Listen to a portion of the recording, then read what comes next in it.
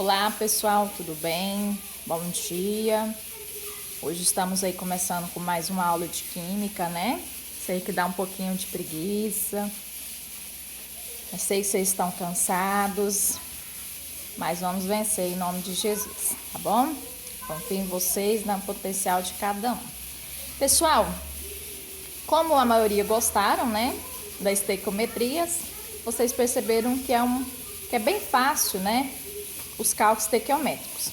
O que você tem que ter? Um pouquinho mais de atenção, né? Fazer uma interpretação boa da pergunta. Eu propus um macete para vocês, né? De sempre estar circulando os elementos que estão sendo citados na pergunta, porque aí vai facilitar para vocês na hora de resolver os exercícios. Tranquilos? Eu havia falado para vocês que a gente iria ver estequiometria, né, cálculo estequiométrico, relação massa, porcentagem. Eu olhei bem, pessoal, eu resolvi colocar mol por mol primeiro para depois colocar porcentagem mais para o final. A porcentagem ela requer um pouco mais de atenção. Como eu tenho que aplicar mol por mol, né, litro por litro para vocês, então vamos dar seguimento aí. Pessoal, é bem fácil, não se preocupe, estou aqui para tirar as dúvidas de vocês, tá? Eu peguei essa pergunta da Fundação Getúlio Vargas, tá? De São Paulo. A diferença entre relação massa e mol, pessoal, que na massa você tinha que circular, né, os elementos em questão e verificar primeiramente se a equação estava balanceada. Depois, circular os elementos citados e extrair deles o quê? Fazer o cálculo da massa atômica. A diferença de relação mol por mol que vocês vão ter que verificar também se a equação está balanceada, circular os elementos, mas em vez de vocês calcular a massa atômica, vocês vão ter que utilizar esses coeficientes estequiométricos, que são esses números à esquerda aqui, certinho? Por isso que é importante o balanceamento. Esse aqui, pessoal, é o seu mol. O que é mol? É quantidade de matéria, então é quantidade desses elementos aqui.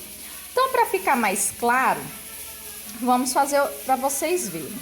Pessoal, aqui eu já balanceei, não precisa ter receio, que às vezes tem um número fracionado. Eu ainda não expliquei para vocês balanceamento quando dá número fracionado, tá? Mas numa aula, eu vou gravar uma aula e vou explicar sobre isso aqui. Mas por enquanto, pessoal, eu não vou aplicar para você exercício que dê número fracionado, tá? Se der também, vai já estar balanceado para vocês. Então vamos lá, como que eu vou calcular? Vamos ler a pergunta, ó. Quantos mols de oxigênio, eu vou circular aqui, ó, são obtidos a partir de 2 mols de pentóxido de nitrogênio, né? Tá vendo que foram esses dois elementos que a questão citou? Então, o que a gente vai fazer, pessoal? A gente só vai calcular a molaridade desses dois elementos. Então, no caso aqui, trocando de cor aqui, vai ser desse elemento aqui e desse elemento aqui. Você vai esquecer esse e esse aqui. Viu que é muito fácil? Como é mol, quantidade de matéria, eu vou pegar somente os coeficientes. Então, olha só. Ele não citou esses dois, então, ó, 1 mol... Eu tô pegando agora, pessoal, esse 1 mol aqui, tá? Então, ó, 1 mol de pentóxido de nitrogênio, que é esse composto aqui, forma 1 dividido por 2 dá quanto? 0,5. Então, 0,5 mol de oxigênio. Aí, você vai lá na pergunta, ó. Ele quer saber, né, quantos mols de oxigênio? X mol de oxigênio. E quantos mols de pentóxido de nitrogênio que o exercício citou? 2 mols, né? Tô fazendo bem passo a passo para vocês compreenderem. E regra de 3. Ó, 1 que eu tirei daqui e 0,5 que foi o quê? A divisão de 1 dividido por 2 dá 0,5, né? Do balanceamento. O 2 na pergunta e X é porque ele quer saber quantos mols de oxigênio são obtidos a partir de 2 mols de pentóxido de nitrogênio. Então, vamos fazer a regra de 3, ó. 1 vezes x, né? Que é igual a, então, 1x, né? 2 vezes 0,5 dá quanto, pessoal? 0,5 vezes 0,5 dá 1, não é? X é igual a 1 dividido por 1, X é igual a 1 mol de O2. Qual que é a resposta? Letra B. Muito fácil, não é? Vamos para o exemplo 2, ó. Qual é a quantidade de matéria em mols de gás carbônico, circula o elemento, liberado na queima de 15 mols de etanol? Circula também o outro elemento. Então, pessoal, olha só. Quais são os elementos na equação? Primeiramente, vocês têm que observar se a equação está balanceada. Nesse caso aqui está. Então, vai ser esse elemento que eu vou ter que ver o número de mols e o CO2, que é esse aqui. É muito tranquilo, não é? Então, olha só. 1 mol de etanol, que esse caso aqui, esse composto é o etanol, né? Forma 2 mol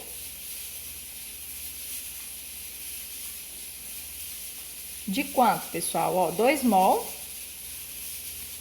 de CO2, né? Só um momentinho aqui, pessoal. Aí. CO2. Então, ó. 2 e aqui 1. Aí ele tá perguntando assim, qual é a quantidade de matéria em mols de gás carbônico liberada na queima de 15 mols de etanol? Então, 1 abaixo do 15 aqui.